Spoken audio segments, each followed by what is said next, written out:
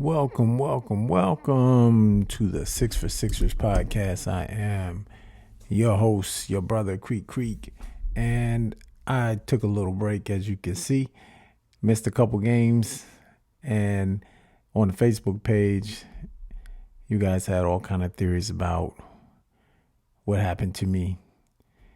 Some people thought I was in Facebook jail. Some people thought maybe I just quit the group because I put up a post before that. I guess some people interpreted that as that was my last post. However, I'll tell you a quick story.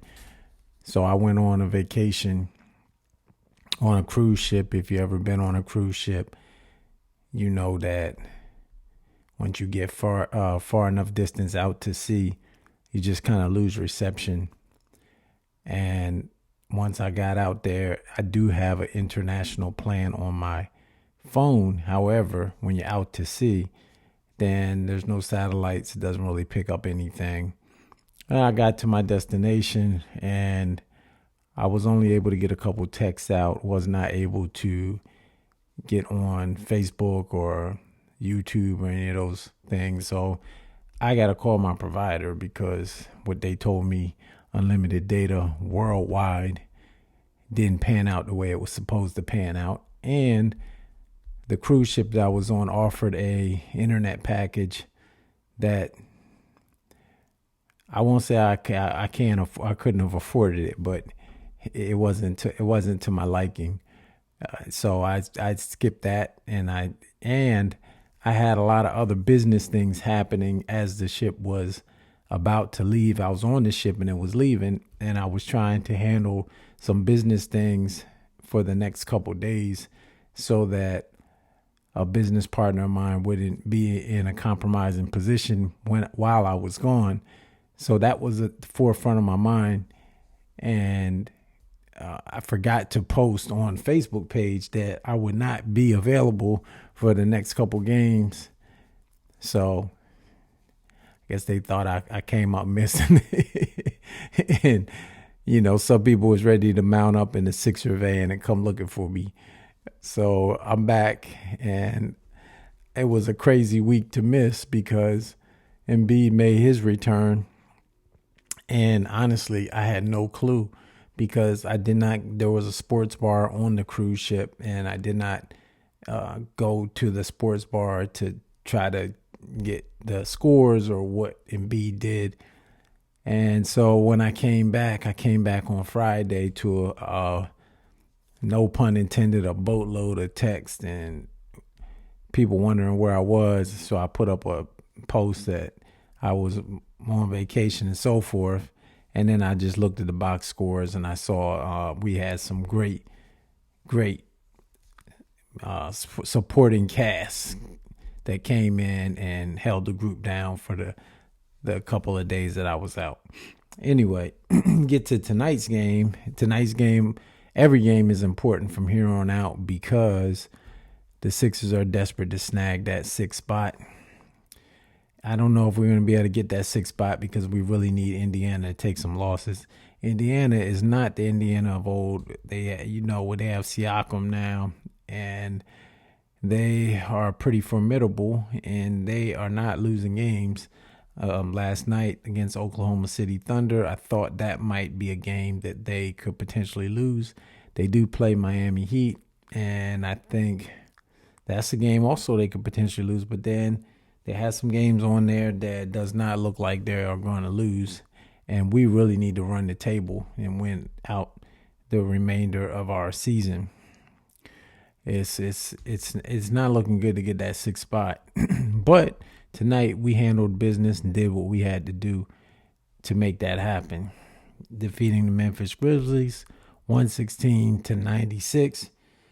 The Grizzlies are the Grizzlies. This season they've had a pretty crazy season with all the things John Moran has gone through injury-wise, personal-wise. That Desmond Bain, they just Jackson didn't play tonight. They're very, very short-handed. And they even enacted Scottie Pippen Jr., who had a really good game. Yeah, I think he's on a 10 or a 20-day contract or something like that, or a two-way contract. And he had a really good game, showing improve. Memphis is not a good team, so we can just put that out there. That they're pretty bad. However, in the NBA, you can't control who's in front of you. You have to play the team that is next up on the schedule, and it is your duty to win those games. And the Sixers did, and they didn't even win it by a slim margin. They dominated the entire game. So I say it was a good win because we won, although we didn't play our best either. We were obviously down some injury. Thankfully, that Embiid is back. And that's my first point. That's what we do in the 6 for Sixers. We run through the game in 6 points, and sometimes we go into overtime. We will not be going in overtime today. But I do have 6 points that I think are very important to kind of hash out what happened in today's game and why it was a good win, and then some things that we also need to work on. So point number one, Joel Embiid is just a monster of a player. I have not seen a player play coming off of months off and a major injury to play the way he's been playing is phenomenal. Tonight he had a double-double at the half, 22 points, 10 rebounds at halftime and in limited minutes. He just is an unstoppable force. He hit 2 3-pointers. His mid-range game was on. And he's just able to make guys miss, crossover dribbling. And just his third game back is phenomenal to me to see a player do those type of things coming off of a major injury. When you come off an injury like that, it's psychologically debilitating, as well as you're trying to get your physical strength and stamina back. So for a player to come in and do as well as he did tonight and in the previous 2 games, it's just phenomenal. I only hope he can continue that. He looked a little bit out of sync, which is to be expected. He has looked a little bit winded. Today he did so well by halftime, he was able to rest a good portion of the second half. And he only finished with how many minutes? 23 minutes he finished with. So very important to be able to rest that way, but just a dominant performance with 30 points, 9 for 13 from the field, and also 12 rebounds. How to move Mo Bamba down to the bench. Did not play tonight, understandably, with Embiid dominating the way he did. So great game by our MVP. I don't care about the 65 games. This guy is the best player in the entire league, is the best player on the planet. So if you could take that 65 game rule and you could just shove that, he is the most dominant and the most skilled big man possibly ever, but definitely in the NBA right now. And I don't care who else you bring up. You can bring up Jokic, and it's not close to me on both ends of the floor, the dominance that Embiid plays with. I just hope he can stay injury-free throughout the playoffs, and also hope, which is pretty much expected, to get his stamina back and his confidence back in that meniscus is going to hold up and that he will play injury-free throughout the playoffs and then be able to rest through the summer. So great game by Embiid. Welcome back, big fella, because I wasn't able to tell you the past 2 games. Point number 2, Tyrese Maxey. Tyrese Maxey got to do better. Now Tyrese is our second man up, and he was our first man up with Embiid out. Now our second man up, he ended the game with 7 points. It wasn't so much the point output. If he puts up shots and he misses them, because Maxey shoots at such a high volume, he is going to have games where he's just off. But he didn't do that tonight. He didn't shoot at a high volume. He only put up 6 shots, 1 for 4 from 3, and 5 assists. That's not enough shots for Maxey to really get going. So I don't know if it's had something to do with the flow of the offense with Embiid coming back, just getting the chemistry back and getting the even Harris was out, so didn't have the typical starting five. But he just didn't look into it tonight, and those are the games that worry me, not the games where he might shoot the ball 15 or 20 times and just doesn't shoot a high percentage on those games. It just that he didn't have a lot of attempts at all. Wasn't really aggressive tonight. So Maxey moving forward, and against a team like the Memphis Grizzlies, you can still win the game with Maxey playing like that. But as you get into the playoffs, playing against Miami Heat, playing against maybe Milwaukee, Boston, you're going to need Maxey to be that 26-point a game guy that he's been all season, that all-star, off guard. So not a good game tonight, but we expect him to pick it up tomorrow night. That's my point number 2. Point number 3, it's going to B-Ball Paul. B-Ball Paul. And the thing I like about B-Ball Paul is he doesn't score a lot. He might not grab a ton of rebounds, but he stays efficient at whatever he's doing. And tonight he was efficient at shooting. Shooting didn't take a whole lot of shots, but he did score 6 points on, I think, 3 for 4 shooting, which is a great shooting night, 75%. And he had 5 rebounds, and he also had 5 assists, backing up Embiid. And we did get to see Reed today playing in tandem with Embiid, which is something fans have been calling for all season, for them to play together. Kind of takes the pressure off Embiid. Let Paul Reed go down in there doing the dirty work in the paint defensively and even rebounding wise. Keep Embiid out of that skirmish and keep him maybe more on the perimeter for now. I thought that was a good look. I think it's going to take some time to develop who's going to play dominantly in the paint. When does Embiid move out of the paint? When does Reed move out of the paint to make room for Embiid?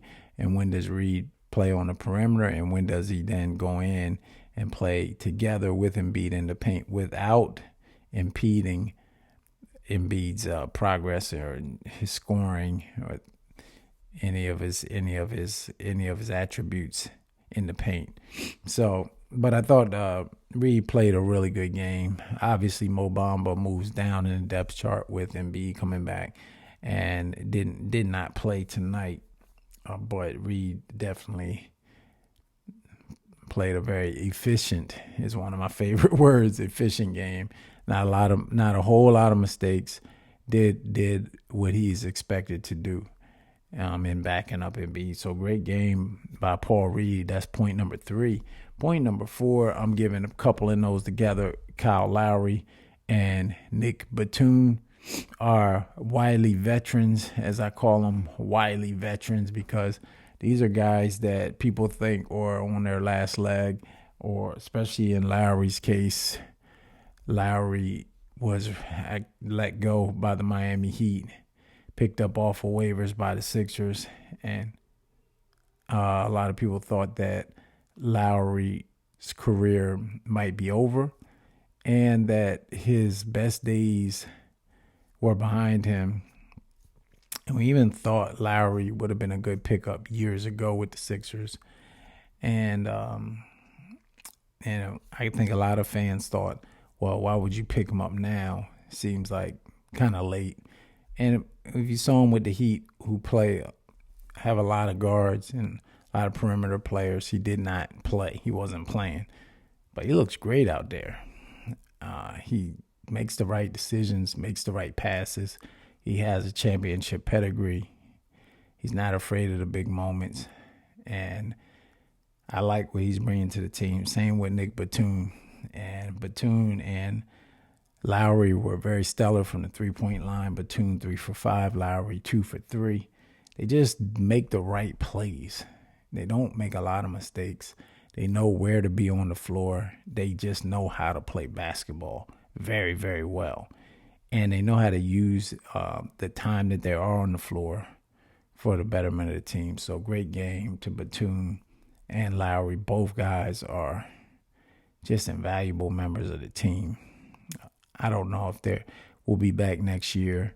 Batum reportedly said that this will be his last year, but both guys to me are just those type of veterans that you need in the locker room and on the floor with your younger guys to kind of be the glue to hold the team together. So that is point number 4. Lowry and Batum are wily veterans. Great game, guys. Point number 5 is 3-point shooting on the money.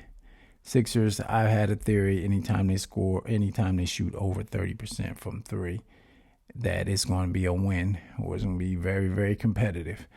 Anytime they shoot under 30%, it usually ends up as a loss because of the volume that we shoot from 3 tonight. 41% from 3.